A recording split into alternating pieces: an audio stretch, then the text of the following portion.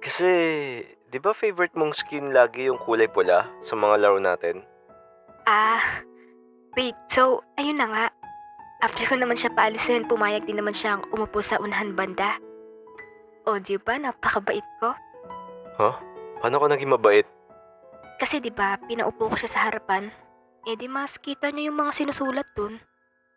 Yung kinukwento sa akin ni Kimiko parang parehas na parehas sa nangyari kanina sa akin sa school. Bakit parang iisang tao lang sila ni Kimiko? Saan ka nga pala nag-aaral, Kimiko? Bakit? Susunduin mo ba ako? Loh, napakalayo ng QC eh. Hindi mo naman pala ako susunduin eh. Secret lang muna kung saan yung school ko. Loh, sige. Anong kulay na lang ng uniform niyo? Eh di puti. Lahat naman ng uniform kulay puti ah. Hindi yung iba nga kulay gray eh. Basta, mostly dito sa QC puro puti uniform. Gusto ko siya tanungin ng diretso. Kaso, natatakot ako na baka nga siya yun. Pag nalaman niya kasi nga ako yung binubuli niya, baka iwan niya ako. Hindi ko kaya na mawala yung isang taon namin pinagsamahan.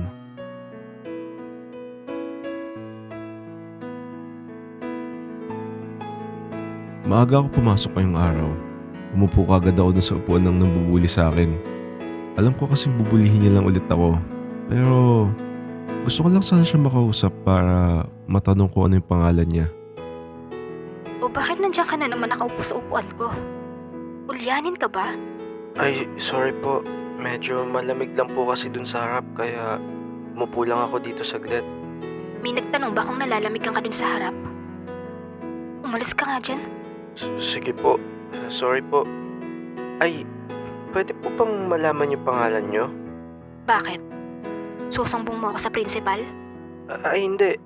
Ano, di ba magkaka-class election tayo ngayong araw? Oh, ano naman connect ng class selection? Gusto ko lang po sana malaman name nyo para manominate ko po kayo.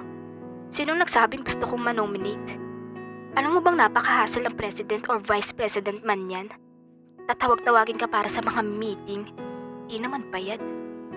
Hindi ko naman po kayo inonominate bilang president eh. Eh ano? Secretary?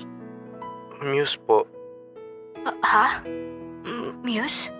Opo, parang kayo lang po kasi yung pinaka-may tsura dito sa classroom. Kinutungan ba naman ako? Mukhang di effective yung plano ko. Pumunta ka nga dun sa harap. Nawawalan ako ng pasensya sa'yo. Sorry po. Sige po. Since di ko nakuha yung name niya, inantay ko na magkaroon ng class election. Nagbabaka sakali ako na may mag-nominate sa kanya. Kaso, nandun na kami sa part ng treasurer. Wala pa rin nag-nominate sa kanya. Kaya, gumawa na lang ako ng paraan. Okay, tapos na tayo sa treasurer. Sa Muse naman tayo. Open ang nomination para sa Muse natin. Sir. Yes. Mr. Ay shit! Oo nga pala. Pag tinawag ako ni sir sa first name ko, di malalaman niya kagad kung sino ako. Kapag siya nga talaga si Kimiko. Kasuga po, sir. Yes. Mr. Kasuga. Buti na lang di talaga ako tinawag ni sir sa first name ko. Mukhang sa last name ako matatawag buong year. Okay, go ahead, Mr. Kasuga. Sino ang nominate mo bilang Muse? Nakatingin lahat ng kaklase ko sa akin. Parang nagkamali yata ako ng desisyon. Sir, I nominate po yung... Ayun. Ano ngayon? Tinuro ko yung babaeng nambuli sa akin since di ko pa naman alam yung name niya. Pero kapag tinawag naman siya ni sir, at least na-confirm ko kung siya ba talaga si Kimiko. Sino dyan? Yung may kulay red po na backpack, sir. Si Miss Aikawa. Wait, Japanese first name niya? First name niya ba yun or last name? Nakaka-stress naman to. Pangalan lang naman kailangan ko. Kailangan pang pahirapan. Opo, siya po. Lahat ng kaklase namin nun biglang nagbulungan. May mali ba ako nagawa? Bakit parang lahat sila nagchichikahan? I decline, sir. Bakit, Miss Aikawa? Ayoko pong maging Muse, sir. Napaka-hassle niyan lalo sa events. Ayoko magsuot ng mga may init na damit. You have no choice, Miss Aikawa. Na-nominate ka na nila.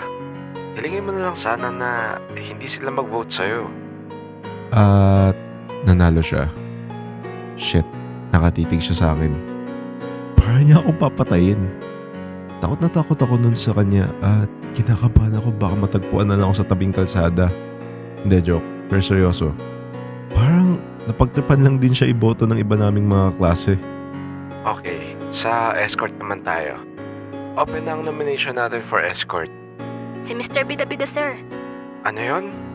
Si Kasuga, sir. Ninonominate ko siya bilang escort. Huh? O bakit?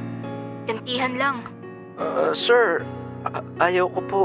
Mr. Kasuga, as I mentioned earlier, hindi tayo pwede mag-decline sa mga nomination.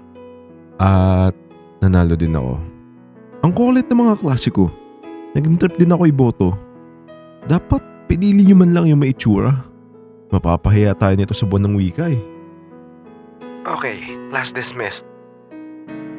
Hoy, ano yun? Anong ano? Bakit mo ako ninominate bilang muse? Ninominate mo din naman ako bilang escort Gusto mong stapler ko bibig mo? Di ba sinabi ko na sa'yo kanina ayaw kong ng kahit anong position sa classroom? Sorry. Tas ngayon nagsasorry ka? Nantitrip ka ba? Trip mo ba ako? Hindi. Binoto mo akong muse tas di mo ako trip? Ano? Wait, hindi yun yung ibig ko sabihin. Weirdo. Huwag mo na ulit akong kakausapin. At huwag ka na dinuupo dito sa upuan ko. Ayos. Buti na lang di ako kinatongan. Pagkawi ko nung dumiretso kagad ako sa computer ko para tingnan ko nag-chat ba sa akin si Kimiko. Uy, basta school. Kakawi ko lang. Same. Ano, kamusta ka naman? Eto, same as usual. Wala namang ganap sa school namin. Ikaw? Ay, ewan ko ba? May nagboto sa akin ng weirdong bata na gawin akong muse. Ha? Binoto ko din siyang escort para gumante. Wait, binoto mo din siyang escort? I mean, binoto ko siya para gumanti lang. Di naman ako nagwagapuan sa kanya. Gumanti lang ako sa kanya. Okay. Pero, tama ba narinig ko? Naging muse ka din? Oo. Bakit? Wala. Congrats pala, since muse ka na sa classroom nyo. Sobrang ganda mo kasi eh. Hoy, hindi Napagtripan lang din ako nun ni Boto. Pero nanalo ka. So, supportive din lahat ng kaklase mo sa'yo. At agree din sila na maganda ka. Surato. Parang tanga. Pero seryoso, hindi. Mga kaklase ko, napagtripan lang din ako iboto. Sus, kunwari ka pa. Laro tayo Valorant. Sige, G. Habang naglalaro kami noon, may naisip akong gawin para malaman kung last name niya ba yung Aikawa. By the way, try naman natin sa Tokyo server. Bakit? Wala lang. Puro Japanese kasi dun eh. Nag-aaral ka ba mag-Japanese? Hindi baliw. Hindi ko lang kasi natry pa dun kahit isang beses. Bakit? Ikaw, marunong ka ba mag-Japanese? Konti lang. Wait nga lang. Japanese ka ba? Oo, half. Isang taon na tayo magkakilala tas ngayon ko lang nalaman na Japanese ka. Sira. Di ka naman nagtatanong eh. So, ano full name mo? Kimiko Aikawa.